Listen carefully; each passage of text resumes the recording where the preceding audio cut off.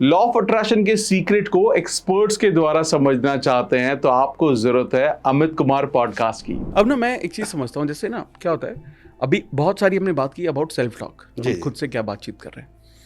अब मैं चाहता हूँ, जैसे क्या होता है कि घरों में हम फैमिली में होते हैं, साथ में रहते हैं, या सराउंडिंग्स हमारी होती है, तो हम ना बहुत बार किसी को भी कुछ भी बोल देते हैं।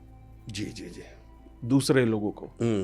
एक तो मेरे को आपका एग्जाम्पल समझ में आया कि आप जब दूसरों को भी कुछ बोल रहे हो तो वो 6 फीट की दूरी पर है, और उसका पहला इम्पैक्ट तो आप पर ही आएगा। आप पर ही आएगा। बिल्कुल बिल्कुल। ठीक है, लेकिन मुझे ये लगता है कि इससे ना आप कहीं ना कहीं दूसरे लोगों की भी जिंदगी पर इम्पैक्ट डाल रहे हो बहुत ज़्यादा। स्पेशली चाहे घर में बच्चे हों, चाहे आपके फैमिली मेंबर्स हो, बहुत ज़्यादा डाल रहे हैं। तो लोग इस पॉइंट को ना बहुत ज़्यादा कैजुअली लेते हैं। लोग जानते हैं लेकिन वो थोड़ा कैजुअली ही समझते हैं कि यार ठीक है ना यार, मजाक में तो बोला है।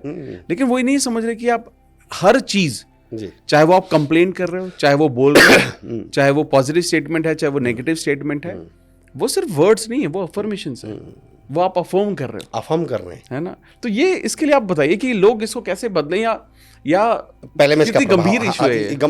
मैं ये मानता हूँ सर, ये दुनिया का, मुझे तो ऐसा लगता है जो शब्दों के साथ इशू है वो बहुत गंभीर है। उससे गंभीर मैं किसी को कुछ मानता ही नहीं हूँ। और गंभीर खुद कहता है उसमें गम है। तो अगर आप किसी चीज़ में गंभीर हो, आप समझिए परेशान तो रहना ही है। फिर आपको उस इशू को हमें समझना तो पड़ेगा ही। आपने यहाँ 2 बहुत अच्छी बात की, लेकिन आपने यहाँ बच्चों का भी जिक्र कर दिया सर। तो मैं उस पॉइंट को भी बोलूँगा और उसी के माध्यम से मैं इसका प्रभाव आपको बताता हूँ। अच्छा सर, आपने एक डायलॉग सुना होगा कि कामयाब होना बच्चों का खेल नहीं है। सबने सुना है? बिल्कुल। मैं कहता हूँ कामयाब होना बड़ों का खेल नहीं है। मेरा ये कहना है कि कामयाब होना ही बच्चों का खेल है। अब ये कैसे हो सकता है सर? अच्छा बताइए सर, कामयाब होने के लिए पॉजिटिविटी चाहिए, नेगेटिविटी चाहिए? पॉजिटिविटी। एनर्जी ज़्यादा चाहिए या कम चाहिए? ज़्यादा। पॉजिटिविटी किसके अंदर ज़्यादा होती है, बच्चों के या बड़ों के? बच्चों की। आपने कभी किसी 1.5-2 साल के बच्चे को माथे पे हाथ रखते हुए रोते हुए देखा? मेरी तो किस्मत ही खराब है, गलत घर में पैदा हो गया। लेकिन जब वही बच्चा 17-18 साल का होता है तो यार कहाँ किस घर में पैदा हो गया। आप कभी देखना 1.5-2 साल का बच्चा है, वो बचपन में मम्मी से बोलता है, पापा से बोलता है, पापा ये चांद ला के दो। तो अगर 1.5-2 साल का बच्चा चांद की डिमांड कर रहा है तो 18-20 साल तक तो मंगल ग्रह पे चला जाना चाहिए, ऊपर जाना चाहिए ना। बड़ा हो गया, देखते हैं कहाँ जाता है। 1.5-2 साल का बच्चा, पापा जी चांद ला के दो। बच्चे की उम्र 2.5-3 साल, पापा जी वो हेलीकॉप्टर ला दो रिमोट वाला। चांद से कहाँ गया? नीचे। बच्चे की उम्र 4-4.5 साल, पापा जी कार ला दो रिमोट वाली। हवा से भी कहाँ गया? नीचे, जमीन पर। फिर कहता है पापा जी वो बाइक वो ला दो, बाइक रिमोट वाली, उसे चलाऊंगा, बैलेंस बनाऊंगा। 5-6 साल में मोटरसाइकिल में से 4 पहियों में से कहाँ गया? 2 पहियों पे। बच्चे की उम्र 8 साल, पापा जी साइकिल ला दो। मोटरसाइकिल में से भी क्या निकल गई? साइकिल। बच्चे की उम्र 18 साल, पापा जी किराए के पैसे दे दो, बस से ही चला जाऊंगा। जो बच्चा छोटा सा चांद पे जाने की बातें कर रहा था वो सड़क पे आ गया। आप उसका कारण जानते हैं? एक्चुअली बच्चे के अंदर नेगेटिविटी थी ही नहीं। वो जो नेगेटिविटी, अभी आपने कहा ना हम बोल देते हैं और हमें पता ही नहीं चलता, कैजुअल ले लेते हैं। आपको पता, मैं एक आर्टिकल पढ़ रहा था कि तकरीबन कोई भी बच्चा 58,000 बार ये सुन चुका होता है कि तुम ये नहीं कर सकते। और मैं तो हर पेरेंट से बोलता हूँ कि कम से कम आपके बच्चे क्या नहीं कर सकते ये बताने के लिए तो रिश्तेदार है ना। तुम तो मत बताओ उन्हें, कम से कम तुम तो उन्हें ये बताओ कि तुम क्या कर सकते हो। कम से कम पेरेंट होने का इतना फर्ज तो अदा कर दीजिए कि इस काम के लिए तो दुनिया पड़ी हुई है ना। बाहर वाले बता देंगे बेटा तेरे बस की ये नहीं है। अब आप देखिएगा बच्चे के अंदर नेगेटिविटी कहाँ से आती है। एक बच्चा 1.5, 2, 2.5, 3 साल का बच्चा सोफे से बेड पे कूदता है, बेड से नीचे, सोफा बेड जमीन, सोफा बेड जमीन, सोफा, आधे घंटे तक कूदता है, कभी गिरेगा नहीं। आप नोटिस करना, कभी नहीं गिरेगा। फिर तभी अंदर से मम्मी आएगी, नहीं बेटा गिर जाओगे। अगले 30 सेकंड में बच्चा गिर जाता है। उसे लगता है अच्छा गिरने का भी ऑप्शन था क्या, मुझे तो मालूम ही नहीं था। एक्चुअली वो गिरने का ऑप्शन किसने दिमाग में डाला? बड़ों ने। और डायलॉग क्या है? नहीं जी हम तो उसकी केयर कर रहे थे। आप केयर नहीं कर रहे थे। इन बच्चों को थोड़ा तो रिस्क लेने दीजिए। अच्छा चलिए वो गिर भी जाता तो क्या हो जाता बताइए मुझे। मैं हमेशा कहता हूं पेरेंट्स से कि हवा के रुख पे छोड़ दे, जलना सीख जाएगा। और बच्चा लड़खड़ाएगा तो चलना सीख जाएगा। आपने लड़खड़ाने दिया होता ना उसको, गिर भी जाता तो क्या हो जाता? आप अच्छा इस टॉपिक पे, हालांकि पता नहीं है मेरे पॉडकास्ट का हमारा टॉपिक है, लेकिन इस पे एक अंतर बताता हूँ। गांव के बच्चे और शहर के बच्चे, आपने देखा होगा फिजिकली और मेंटली कौन से स्ट्रांग होते हैं? गांव के बच्चे। फिजिकली और मेंटली भी दोनों। कारण क्या है सर? मैं बताता हूँ। और मैं हर पेरेंट से रिक्वेस्ट करता हूँ इस बात को बड़े गौर से समझें। हम शहर के हो गए तो इसका मतलब ये नहीं कि आप उसमें मतलब पॉइंट समझिए आप सर। गांव का बच्चा क्यों फिजिकली और मेंटली स्ट्रांग होता है, आप कभी नोटिस करिएगा, गांव का बच्चा छत पे या दीवार पे खेल रहा है और वहाँ से वो गिर जाए और गिरकर उसकी एक टांग में चोट लग जाए, मोच आ जाए, और वो रोएगा नहीं सर।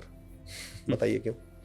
क्योंकि गांव में उठाने का ऑप्शन नहीं है। उसे पता है बेटा मम्मी उठाएगी नहीं, एक टांग तो गिर के टूटी है, दूसरे को घर वाले तोड़ देंगे। अब वो उस चक्कर में क्या करता है, आप नोटिस करना, प्रोसेस समझिएगा। अब वो उस चक्कर में एक डिसीजन लेता है कि मैं चुपचाप घर से निकलूंगा।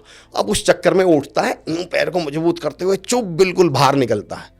इस पूरे प्रोसेस में दो चीजें हुई, एक तो वो फिजिकली पेन झेलना सीख गया और दूसरा मेंटली स्ट्रांग हो गया, डिसीजन लेना सीख गया। सेम घटना शहर में घटवा दीजिए, छोड़ दीजिए, शहर का बच्चा छत पे दीवार पे भी नहीं है, वो फर्श पे बैठा हुआ है और फर्श पे लुढ़क जाए, अंदर से मम्मी भाग के आएगी, आज तो बाबा गिल गया, तुतला, आज तो बाबा गिल गया, तुरंत पापा जी को फोन, आज तो बाबा गिल गया, पापा जी का फोन बुआ जी को, आज तो बाबा गिल गया, बुआ जी का फोन दादाजी को, आज तो बाबा गिल गया। उसके बाद बाबा कभी गिलता ही नहीं, पर सर वो बाबा कभी कुछ गलता भी नहीं है। और मैं कहता हूँ यही बाबा बड़े होके फिर पूछते हैं, अले मेले बाबू ने थाना थाया क्या? तो मैं इसलिए कहता हूँ इनको बाबा मत बनाइए कम से कम, इन बच्चों को। उसको मैं फिर रिपीट करता हूँ शेर को कि मैं तो हर पेरेंट से कहता हूँ कि हवा के रुख पे छोड़ दे, जलना सीख जाएगा, और बच्चा लड़खड़ाएगा तो चलना सीख जाएगा। अब जो आप पॉइंट कह रहे थे कि परिवारों में, तो मैं तो परिवार वालों से कह रहा हूँ कि आपको पता ही नहीं कि जो आप नेगेटिव बोल रहे हैं उसका असली असर कहाँ पड़ रहा है, आपके बच्चों पे पड़ रहा है। तो आप अपने लिए नहीं तो कम से कम अपने बच्चों के लिए तो इतना बदल जाइए। हमने तो पुरानी हिंदी फिल्में देखी हैं सर, बहुत ईमानदार इंस्पेक्टर साहब हैं, कनपट्टी पे पिस्टल रखी, बताओ फाइल कहाँ, मर जाऊंगा नहीं बताऊंगा, फिर वही पिस्टल बच्चे की कनपट्टी पे रखी, फिर पिताजी क्या बोलते थे, नहीं मैं बताता हूँ। तो कम से कम बच्चों के लिए बदल जाइए। जो आपके बच्चे परिवार में हैं, आपके आसपास हैं, तो नेगेटिव तो मत बोलिए, नकार। आप नहीं बोल सकते पॉजिटिव, और क्यों नहीं बोल सकते मेरे तो ये समझ में नहीं आता। इसके लिए कोई कोर्स करना पड़ता है क्या, कोई डिग्री करनी पड़ती है क्या? बोलिए। तो मैं तो आज तक नहीं समझा, लोग कहते हैं सर खुश क्यों रहे, तो मैं पूछता हूँ भाई दुखी क्यों हो? भाई दुखी भी तो आप बेवजह हैं, तो खुश हो लो बेवजह। पर नहीं, दुखी रहने के कोई कारण नहीं चाहिए। और आजकल तो दुनिया में एक अजीब बदलाव देख रहा हूं सर, आपने नोटिस किया हो तो। आज से 15-20 साल पहले, अमित सर आपने नोटिस किया होगा, 15-20 साल पहले हम मिलते थे कभी और कोई कुछ होता तो हम बोलते थे यार क्या बात है, आज बड़े परेशान से लग रहे हो। और अब मिलते हैं तो क्या बात है यार, आज बड़े खुश लग रहे हो। यानी अब खुश रहना आश्चर्य का विषय है। दुखी तो नॉर्मल बना लिया हमने, दुखी रहने में तो हमें टेंशन ही नहीं है, हमें लगता है दुखी तो हमें नॉर्मली रहना है। दिक्कत है खुश रहने में, आश्चर्य खुश रहने पे किए जा रहे हैं। अब बताइए इसका क्या इलाज है दुनिया में? बहुत सही।